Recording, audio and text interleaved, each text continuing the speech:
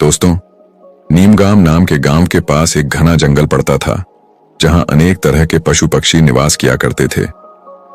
इसी जंगल के किनारे पर एक छोटी सी कुटिया में एक विधवा औरत रहती थी, जिसका नाम था सावित्री। सावित्री की उम्र लगभग 25 से 30 साल के बीच रही होगी। उसका पति 1 साल पहले ही इस दुनिया से किसी भयानक बीमारी के कारण चल बसा था। सावित्री के पास अब कोई सहारा नहीं था। वह जंगल से लकड़ियां इकट्ठा करती थी और गांव में कुछ सिलाई बुनाई का काम करके अपनी जिंदगी किसी तरह गुजारती थी। वह बहुत खूबसूरत थी, लेकिन उसकी आंखों में एक गहरा दुख छुपा रहता था। सावित्री कभी किसी की बात का बुरा नहीं मानती थी। उसके लिए अब जिंदगी का मतलब बस रोज की जरूरतों को पूरा करना और किसी तरह दिन काटना ही रह गया था। एक दिन जब सावित्री जंगल में लकड़ियां इकट्ठा कर रही थी, तभी पास के एक पेड़ से एक बड़ा सा बंदर नीचे उतरा और उसके सामने आकर बैठ गया। सावित्री पहले तो उसे देखकर थोड़ा डर गई, लेकिन जब बंदर ने कोई हमला नहीं किया और बस उसे चुपचाप देखता रहा, तो वह थोड़ी शांत हो गई। सावित्री ने धीरे से उसकी तरफ देखा और पूछा, तू कौन है? क्या चाहता है? इतना कहते ही बंदर ने सिर झुका दिया, जैसे कि उसे उसकी बात समझ आ गई हो। सावित्री हल्के से मुस्कुराई और फिर अपने काम में लग गई। बंदर वहीं बैठा रहा और उसे देखता रहा। जब सावित्री लकड़ियां बांधने लगी, तो वह बंदर उसकी मदद करने लगा। सावित्री आश्चर्यचकित रह गई। उसने बंदर के सिर पर प्यार से हाथ फेरा और कहा, तू बहुत समझदार है। उस दिन के बाद से रोज वह बंदर सावित्री के पास आने लगा। कभी वह उसके लिए फल लाता, तो कभी उसके काम में मदद करता। कभी कभी वह उसकी झोपड़ी के सामने बैठकर शाम तक खेलता रहता। सावित्री की जिंदगी में एक नया रंग भर चुका था। उसके होठों पर मुस्कान लौट आई थी। इसी तरह समय बीतता गया और सावित्री और बंदर के बीच एक अनोखा रिश्ता बन गया। जब भी सावित्री अकेली होती, तो वह बंदर उसे हंसाने की कोशिश करता। जब वह उदास होती, तो वह उसके पास आकर उसके कंधे पर सिर रखकर बैठ जाता। अब सावित्री भी उसे अपने परिवार का हिस्सा मानने लगी थी। एक रात सावित्री अपनी झोपड़ी के बाहर बैठी थी, चांदनी रात का आनंद ले रही थी कि तभी उसने देखा बंदर पास के एक पेड़ की डाली पर बैठा है। सावित्री ने उसकी ओर देखा और मुस्कुरा दी। तू मेरे साथ हमेशा रहेगा ना? सावित्री ने पूछा। बंदर धीरे से उसकी ओर छलांग लगाकर आया और उसके पैरों के पास बैठ गया। सावित्री ने उसे अपनी गोद में उठा लिया। उस रात पहली बार सावित्री ने धीरे से बंदर का हाथ थामा और सो गई। बंदर रात भर उसके पास बैठा रहा। अब वह बंदर के बिना एक पल भी नहीं रह सकती थी। सावित्री के मन में यह भावना पूरी तरह घर कर चुकी थी कि यह बंदर कोई साधारण प्राणी नहीं है। उसमें आत्मीयता भरी हुई थी, जैसे कोई पुरानी आत्मा उसके जीवन का हिस्सा बनकर लौट आई हो। एक रात की बात है, मूसलधार बारिश हो रही थी। सावित्री झोपड़ी में बैठी थी और बंदर उसके पास आकर बैठ गया। बिजली की चमक में सावित्री ने देखा कि बंदर की आंखें गहरी और चमकदार हो गई थीं। सावित्री ने उसके सिर पर हाथ फेरा और पूछा, क्या तू हमेशा मेरे साथ रहेगा? बंदर ने धीरे से उसका सिर उसकी गोद में रख दिया। सावित्री की आंखों से आंसू बह निकले। उसे महसूस हुआ कि उसके जीवन में जो स्थान अब तक खाली था, वो अब भर चुका है। उस रात उसने बंदर को अपने सीने से लगा लिया और पहली बार उसे एक अजीब सी आत्मीयता का एहसास हुआ, जैसे वह किसी अपने को वर्षों बाद वापस पा गई हो। इसी तरह समय बीतता रहा। अब सावित्री को अपने शरीर में एक अजीब परिवर्तन महसूस होने लगा। उसे मिचली आने लगी। उसका पेट भारी लगने लगा। धीरे धीरे उसका शरीर भी बदलने लगा। चिंतित होकर वह गांव की दाई के पास गई। दाई ने जांच करने के बाद कहा, सावित्री, तू गर्भवती है। यह सुनकर सावित्री आश्चर्यचकित रह गई। उसने दाई से कहा, यह कैसे संभव है? मेरा तो कोई पति नहीं है। दाई ने उसकी आंखों में देखा और शांत स्वर में कहा, सब कुछ ईश्वर की मर्जी से होता है बेटी। सावित्री उलझन में पड़ चुकी थी। वह लौटते हुए सोचने लगी, क्या यह संभव है? उसे वह रात याद आई जब उसने बंदर को अपने पास सुलाया था और उसके मन में एक विचित्र शांति समा गई थी। क्या यह संभव है कि बंदर ही उसकी कोख का कारण हो? यह सोचकर वह डर गई और उलझन में पड़ गई। अब सावित्री हर दिन बंदर को देखती। लेकिन उसके मन में भय और संकोच की भावना घर कर चुकी थी। बंदर पहले की तरह ही उसके आसपास घूमता, उसकी मदद करता, कभी फल लाता, कभी लकड़ियां इकट्ठा करता। पर अब सावित्री के मन में कई प्रश्न मंडराने लगे थे। क्या यह प्रेम है? यह कोई चमत्कार है या फिर कोई अभिशाप? क्या वह बंदर वास्तव में एक साधारण प्राणी है या वह कोई देवता है या कोई शापित आत्मा?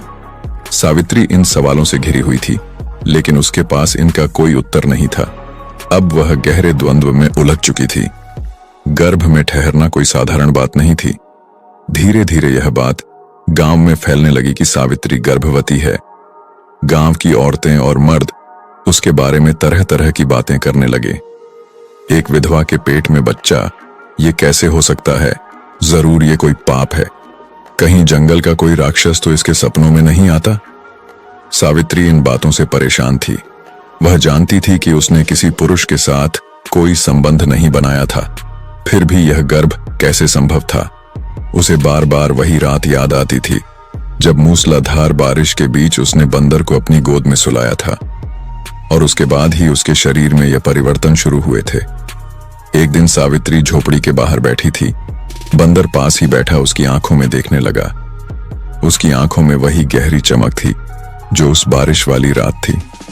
आंसुओं से भरी सावित्री की आंखों से निकले शब्द थे, मैंने तुझसे प्रेम किया है, लेकिन यह कैसे संभव है? तू मेरे गर्भ का कारण बन गया। जब गांव वालों को पता चला कि सावित्री गर्भवती है तो वहां हलचल मच गई। गांव की पंचायत ने सावित्री को बुलाया। गांव के मुखिया ने बड़े कड़े स्वर में पूछा, सावित्री, सच सच बता, तेरे गर्भ का पिता कौन है? सावित्री सिर झुकाकर खड़ी रही। कुछ क्षणों के बाद उसने धीमे स्वर में कहा, मुझे नहीं पता। पंचायत के लोग बोले, तू झूठ बोल रही है। बिना किसी पुरुष के संपर्क के गर्भ कैसे ठहर सकता है? कुछ औरतों ने कहा, जरूर इसने कुछ छिपाया है। सावित्री ने साहस जुटाकर कहा, मेरे जीवन में कोई पुरुष नहीं आया, लेकिन एक बंदर है जो हर दिन मेरे साथ रहता है, मेरी सहायता करता है, मेरा सहारा है।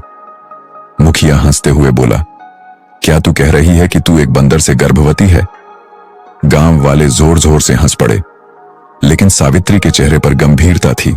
उसने कहा, मैंने कभी किसी से कोई संबंध नहीं बनाया। मैं खुद नहीं जानती ये कैसे हुआ, लेकिन यह सच है कि जब से वह बंदर मेरी झोपड़ी में आया है, तब से मेरा जीवन बदल गया है। गांव के लोगों ने यह सुनकर सावित्री को अपवित्र और कलंकित मान लिया। गांव की औरतों ने उससे बात करना बंद कर दिया। अब बच्चे भी उसकी झोपड़ी के पास खेलने नहीं आते थे। सावित्री अब पूरी तरह अकेली पड़ चुकी थी।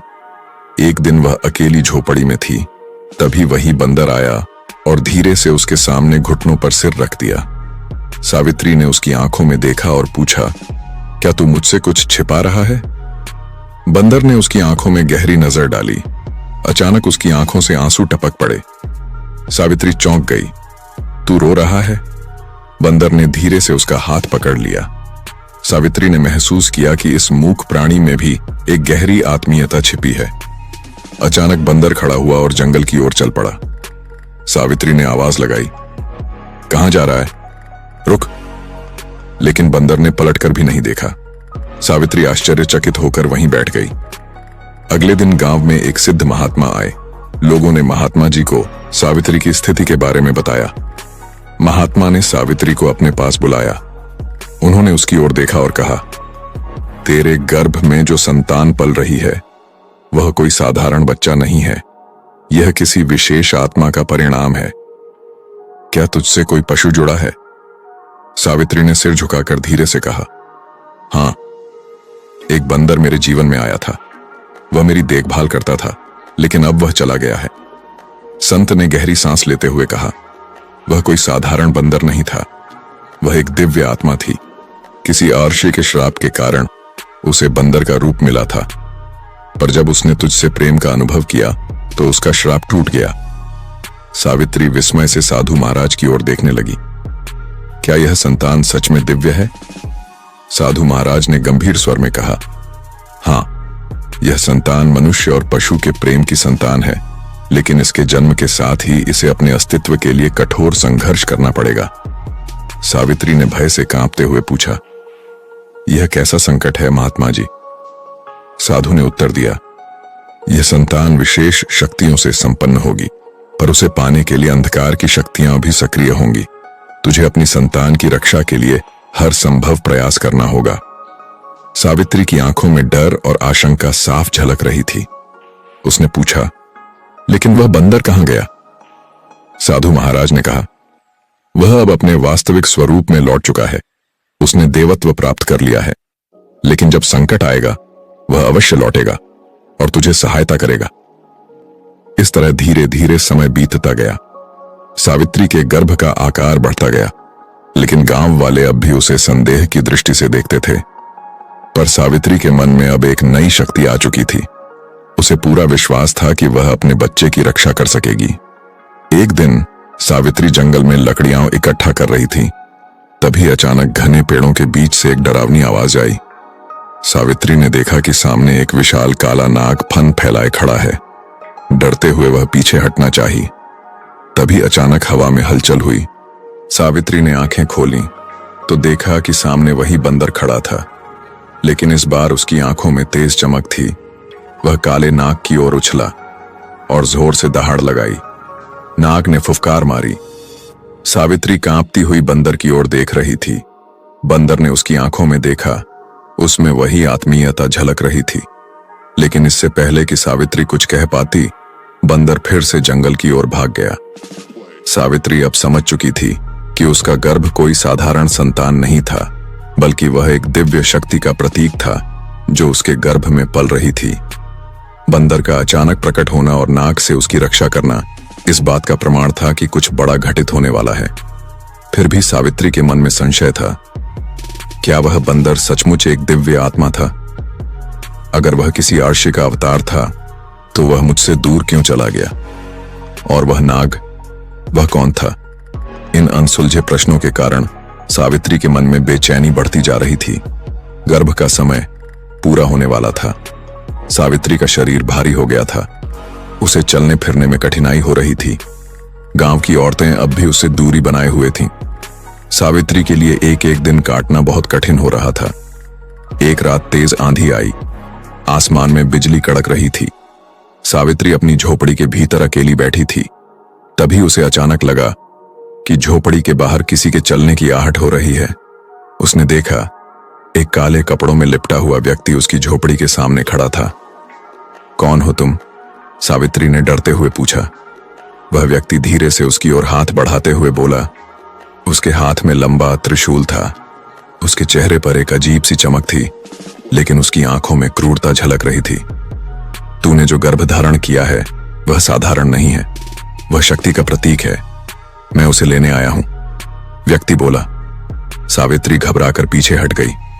तू कौन है? उसने कांपते हुए पूछा।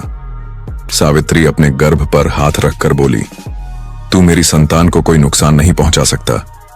लेकिन वह काला व्यक्ति जोर से ठाका लगाते हुए बोला, मुझसे बचना असंभव है। वह सावित्री की ओर बढ़ ही रहा था कि तभी सावित्री की नजरों के सामने अंधेरे में दो चमकती आंखें प्रकट हुईं। काले बादल की तरह एक विशाल आकृति प्रकट हुई। वह बंदर था। वह बंदर एक छलांग लगाकर सीधे राक्षस कालकेतु के सामने आ खड़ा हुआ। उसकी आंखों में अग्नि जल रही थी और उसके शरीर से तेज प्रकाश की किरणें फूट रही थीं। कालकेतु ने त्रिशूल उठाया और बंदर की ओर बढ़ाया, लेकिन बंदर गरजता हुआ उस पर छलांग लगा गया। दोनों के बीच भीषण युद्ध छिड़ गया। सावित्री डरते हुए अपनी झोपड़ी के द्वार पर खड़ी सब कुछ देख रही थी। बंदर ने अपनी लंबी पूंछ से कालकेतु के त्रिशूल को मजबूती से पकड़ लिया। कालकेतु क्रोध में पागल हो उठा और तेजी से बंदर पर प्रहार करने लगा, लेकिन बंदर बड़ी चतुराई से उसके हर वार को टाल रहा था। फिर अचानक बंदर ने पूरी ताकत से कालकेतु के सीने पर एक भयंकर प्रहार किया। कालकेतु जमीन पर गिर पड़ा और दर्द से कराहने लगा। तभी आकाश में बिजली कड़कने लगी और चारों ओर दिव्य प्रकाश फैल गया। कालकेतु का शरीर जलने लगा, धुएं में बदलकर धीरे धीरे अदृश्य हो गया। बंदर सावित्री की ओर देखने लगा। उसकी आंखों में गहरी शांति और करुणा थी। डर से कांपती हुई सावित्री ने फुसफुसाया, तू कौन है? बंदर धीरे धीरे उसकी ओर बढ़ा, अपनी नरम हथेली सावित्री के हाथों में रख दी। तभी उसकी पूरी देह से दिव्य प्रकाश फूटा और वह एक सुंदर युवक में परिवर्तित हो गया। सावित्री आश्चर्यचकित रह गई। उसके सामने एक दिव्य सुंदर युवक खड़ा था, जिसके शरीर से तेज झलक रहा था। उसकी आंखों में करुणा और प्रेम की गहराई थी। मैं कोई साधारण बंदर नहीं था सावित्री, युवक ने कहा। मैं आर्षि का पुत्र हूं। मेरे ऊपर श्राप था कि जब तक मैं किसी स्त्री के प्रेम की परीक्षा नहीं दूंगा, तब तक मुझे पशु योनि में रहना होगा। सावित्री ने हैरानी से पूछा, फिर तूने मुझसे प्रेम क्यों किया? युवक ने कहा, क्योंकि तेरा प्रेम निष्कलंक और निःस्वार्थ था। तूने मुझसे बिना किसी शर्त के प्रेम किया। सावित्री ने चौंकते हुए पूछा, कैसी परीक्षा? युवक ने उत्तर दिया, तेरे गर्भ में पल रही संतान कोई साधारण संतान नहीं है। वह सृष्टि के संतुलन का प्रतीक है, लेकिन काल केतु जैसे राक्षस अब भी सक्रिय हैं। सावित्री ने युवक का हाथ थामा और कहा, लेकिन तूने मुझे अकेला क्यों छोड़ दिया था? युवक ने मुस्कुराते हुए कहा, मैंने तुझे इसलिए छोड़ा ताकि मेरे प्रेम की सच्चाई साबित हो सके। मैं जानना चाहता था कि क्या तू मेरे बिना भी अपनी संतान की रक्षा करेगी या नहीं, और तूने सिद्ध कर दिया कि तू सच्ची संगिनी है। सावित्री की आंखों से आंसू बह निकले। उसने उस युवक को सीने से लगाकर कहा, मैं तुझे कभी जाने नहीं दूंगी। युवक ने कहा, अब मैं तुझे छोड़कर कभी जाऊंगा भी नहीं, लेकिन तेरे गर्भ की रक्षा के लिए मुझे एक बार फिर से अपने दिव्य स्वरूप में लौटना होगा। मैं तब लौटूंगा जब तेरे और तेरी संतान के जीवन पर खतरा मंडराएगा। सावित्री ने घबराकर कहा, लेकिन अगर तू चला गया तो मैं अकेली कैसे रहूंगी? युवक ने उसके चेहरे को दोनों हाथों से थामते हुए कहा, तेरे मन में जो शक्ति है वही तेरी रक्षा करेगी, और मैं तेरे साथ सदा रहूंगा, भले ही तू मुझे देख ना सके। युवक ने धीरे से सावित्री का हाथ छोड़ा और फिर से तेज प्रकाश में बदल गया। फिर वह बंदर के रूप में लौट आया। बंदर ने सावित्री की ओर अंतिम बार प्रेम से देखा और जंगल की ओर दौड़ गया। सावित्री वहीं बैठी रही। उसके मन में भय और प्रेम दोनों का मिश्रण था। वह जानती थी कि जो संतान उसके गर्भ में पल रही है वह अब केवल उसकी नहीं है। वह संतान सृष्टि के भविष्य की रक्षक थी। सावित्री का गर्भकाल पूरा होने को था। उसके शरीर में हलचल बढ़ने लगी थी। गांव के लोग अब भी उसे शक की नजरों से देख रहे थे, लेकिन सावित्री के मन में अब न कोई संशय था, न कोई डर, न कोई भय। उसे पूरा विश्वास था कि उसकी संतान का जन्म एक दिव्य उद्देश्य के लिए हो रहा है। सुबह होते ही गांव में एक अजीब सी हलचल मच गई। आसमान में अंधकार छा गया। पेड़ तेजी से हिलने लगे। पक्षी डर के मारे इधर उधर उड़ने लगे। सावित्री झोपड़ी के बाहर आई तो देखा कि गांव के बाहर एक विशाल आकृति खड़ी थी। वह कालकेतुवन था। उसकी लाल आंखों में क्रोध की ज्वाला जल रही थी। उसने गरजते हुए कहा, मैं वापस आ गया हूं। तेरे गर्भ की संतान को मैं जन्म नहीं लेने दूंगा। सावित्री ने बड़ी ही साहस से कहा, तू मेरी संतान को छू भी नहीं सकता। कालकेतु ने जोर से हंसते हुए ठहाका लगाया और कहा, तू अकेली क्या कर सकती है? मैं स्वयं अंधकार का स्वामी हूं। उस राक्षस कालकेतु पास ने त्रिशूल उठाया और सावित्री की ओर उछाल दिया। सावित्री ने आंखें बंद कर लीं। तभी अचानक हवा में एक गर्जना हुई। सावित्री ने आंखें खोलीं तो देखा कि सामने वही बंदरन खड़ा था। उसकी आंखों में अग्नि की ज्वाला निकल रही थी। बंदर ने छलांग लगाकर त्रिशूल को हवा में पकड़ लिया और उसे कालकेतु की ओर फेंक दिया। त्रिशूल कालकेतु के सीने में जाकर धंस गया और कालकेतु दर्द से चीख उठा। बंदर ने गर्जना करते हुए कहा, कालकेतु, तेरा अंत अब निश्चित है। अब तू इस सृष्टि का हिस्सा नहीं रहेगा। कालकेतु ने क्रोध में कहा, तू मुझे नहीं हरा सकता। तू आगे भाग रुका हुआ है। कृपया अंतिम वाक्य पूरा भेजें। बंदर ने जोर से छलांग लगाई और कालकेतु के सिर पर प्रहार किया। उसका शरीर जलने लगा और वह राख में बदल चुका था। सावित्री ने देखा कि बंदर अब धीरे धीरे उसके पास आ रहा था। उसकी आंखों में प्रेम और शांति का बहाव था। बंदर ने उसके हाथ को छुआ और कहा, अब तुझे अपने भाग्य का सामना करना है। सावित्री ने अचानक तेज पीड़ा का अनुभव किया। वह जमीन पर बैठ गई। बंदर ने उसके सिर पर हाथ रखा। सावित्री को लगा जैसे एक दिव्य शक्ति धीरे धीरे उसके दर्द के बीच से एक मधुर रोशनी बनकर प्रकट हो रही है। एक शिशु के रोने की आवाज सुनाई देने लगी। सावित्री ने देखा कि उसकी गोद में एक दिव्य बालक था, जिसके शरीर से स्वर्णिम प्रकाश निकल रहा था। बंदर ने उस बालक को देखा और कहा, यह संतान मानव और देव के मिलन का प्रतीक है। यह भविष्य में शक्ति और धर्म की स्थापना करेगा। इसकी रक्षा करना तेरा कर्तव्य है। सावित्री ने प्रेम से बालक को अपनी गोद में उठा लिया। बंदर ने मुस्कुराते हुए कहा, अब मेरा कार्य पूरा हो चुका है। सावित्री ने घबरा कर कहा, अब तू मुझे छोड़कर मत जाना। बंदर ने कहा, अब मुझे वास्तव में एक स्वरूप में लौटना है, लेकिन जब तुझे मेरी आवश्यकता होगी मैं लौट कर आऊंगा। सावित्री ने उस बालक को अपनी गोद में कसकर थाम लिया और कहा, मैं जानती हूं कि तू मुझे कभी अकेला नहीं छोड़ेगा। बंदर ने प्रेम से उसकी ओर देखा और धीरे धीरे स्वर्णिम प्रकाश में लुप्त हो गया। सावित्री ने आकाश की ओर देखा और महसूस किया कि अब उसका जीवन एक नई दिशा में बढ़ चुका है। गांव के लोग जो पहले सावित्री को कलंकित मानते थे, अब उसे देवी की तरह पूजने लगे। सावित्री ने अपने पुत्र का पालन पोषण अत्यंत प्रेम और साहस के साथ किया। उसे विश्वास था कि जिस दिन उसके पुत्र के सामने कोई संकट आएगा, उस दिन वही दिव्य बंदर उसके सहारे के लिए लौट आएगा। बंदर का प्रेम अब सावित्री के जीवन का अभिन्न हिस्सा बन चुका था। इस तरह यह कथा प्रेम और दिव्यता का प्रतीक बन गई, जो युगों युगों तक लोगों को प्रेरित करती रहेगी।